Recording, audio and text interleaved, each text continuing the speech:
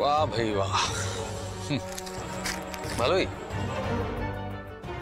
এই যে মামুনি, শোনো, এতদিন আমার ঘাড়ে চেপে তুমি প্রচুর ক্ষীর খেয়েছো।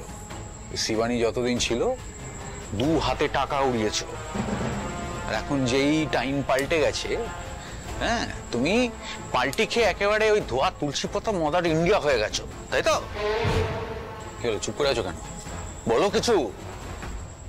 আমি তো এখন অপদার্থ, লে অপদার্থ আমি। তুমি তোমার ওই বনুর সাথে, মানে টিটিপির সাথে বনু খেলা খেলবে, দুধে আমি মিশবে, আর আমি আঁটি হয়ে পড়ে থাকবো, গড়াগড়ি খাবো। এক্স্যাক্টলি। কি বলো তো মইনা, আম খাওয়ার পর না আটিকে কেউ সোনায় বাঁধিয়ে রাখে না, আটিকে সবাই ছুঁড়ে আস্তে করে ফেলে দেয়। তুমি সেই আমের আটি, তুমি আস্তে করে যাবে। এবার দেখে নাও, তুমি বাড়ি ছেড়ে কোথায় যাবে, কোথায় কোন রাস্তায় গিয়ে ফ্যাফা করে ঘুরে বেড়াবে, কোন বস্তিতে পচে মরবে, তোমার ব্যাপার, আই ডোন্ট কেয়ার। আমি এই বাড়িতে থেকে আমার মেয়েকে বড় করব।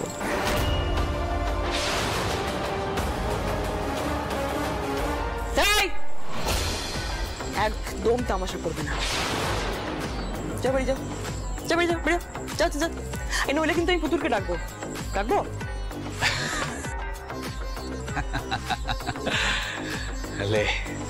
ঠিকই আছে, হাতি যখন পাকে পড়ে তখন ওই চামচিকেতেও লাথি মেরে বেরিয়ে যায়।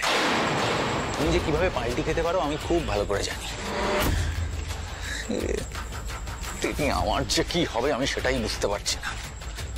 এখন তো ওই শিবানীর ডেরাতেও যেতে পারবো না, ওখানে পুলিশ বনবন বনবন করে ঘুরছে। কি যে করি।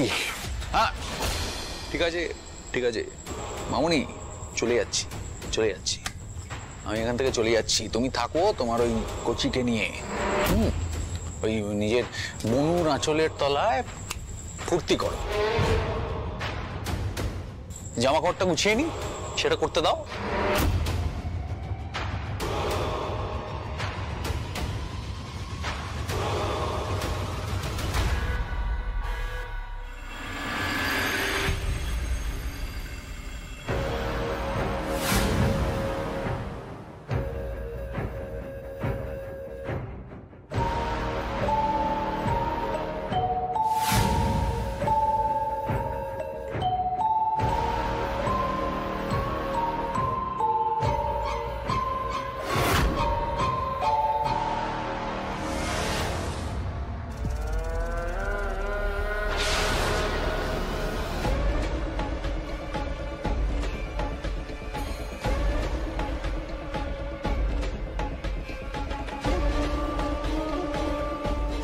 মাঠান, আমি চলে যাচ্ছি। আপনার আদেশ অনুসারে আমি এই বাড়ি ছেড়ে, এই পরিবার ছেড়ে চিরকালের মতো চলে যাচ্ছি। কিন্তু মাঠান, যাওয়ার আগে আমি কিছু কথা বলতে চাই আপনাকে, এই পরিবারের সকলকে। আমি জানি তোমরা কেউ আমাকে পছন্দ করো না। তোমরা মনে করো আমি একজন নীচ, ধান্দাবাজ, খুব খারাপ একজন মানুষ। তবে তোমরা ভুল কিছু মনে করো না, সত্যি তো আমি খুব খারাপ একজন মানুষ। আমার অপরাধ, আমার পাপের কোনো সীমা নেই। তবে কি জানো, আমি না পরিস্থিতির শিকার। ওই যে নকল মাঠান শিবানী, ও চক্রান্তের শিকার। এতদিন ওনাকে আমি আসল মাঠান ভেবে উনি যা যা বলেছেন সব করেছে। আর সেই সব কিছু করার জন্য আজকে তোমাদের সকলের চোখে আমি অপরাধী হয়ে গেছি। কিন্তু বিশ্বাস করো, আমি কিন্তু এই পরিবারের কোনো দিনও কোনো ক্ষতি চাইনি।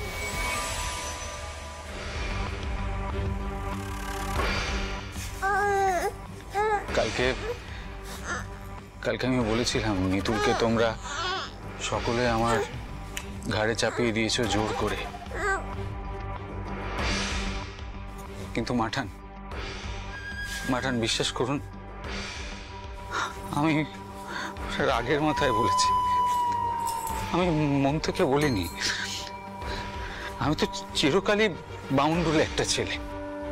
আমার যে কোনোদিনও কোনো সংসার হবে সেটা আমি কোনোদিনও ভাবিনি, কিন্তু অদ্ভুতভাবে বিয়ের কিছুদিন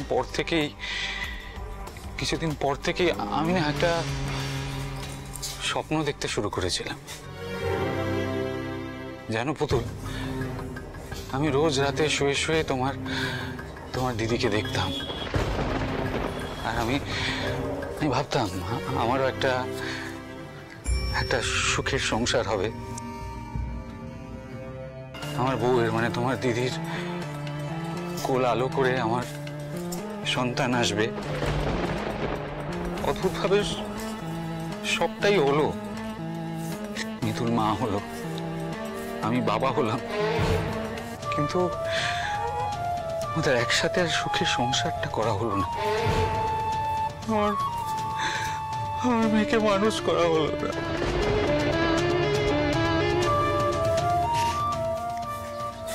মিতুল, একবার আমার সন্তানকে আমার কোলে দেবে?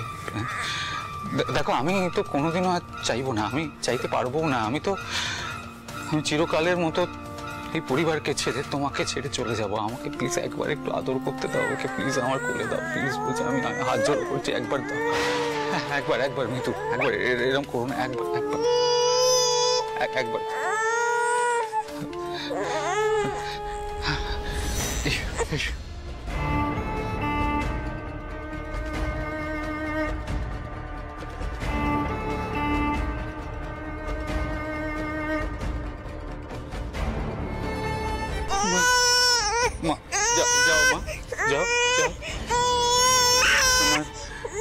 মায়ের কাছে যাও। আজ থেকে তোর জীবনে তোর মাই সহ। তোর এই অপদার্থ অপরাধী বাবার কোনো অস্তিত্ব নেই। মিতুল, তুমি আমাকে ক্ষমা করে দিও। আমি জানি আমি তোমার উপরে এতদিন প্রচুর অত্যাচার করেছি, অন্যায় অবিচার করেছি। আমি তোমার যোগ্য স্বামী হয়ে উঠতে পারিনি। তো পারলে আমাকে ক্ষমা করে দিও। আর তুমি না মেয়েকে আমার বিষয়ে কোনোদিনও বলো না, কিচ্ছু জানাতে হবে না। ওকে এই অপদার্থ অপরাধী বাবার পরিচয় বড় করো না। এটা তোমার কাছে আমি হাত জোর করে অনুরোধ করছি। ওকে বলে দিও ওর জন্মের আগেই ওর বাবা মরে গেছে।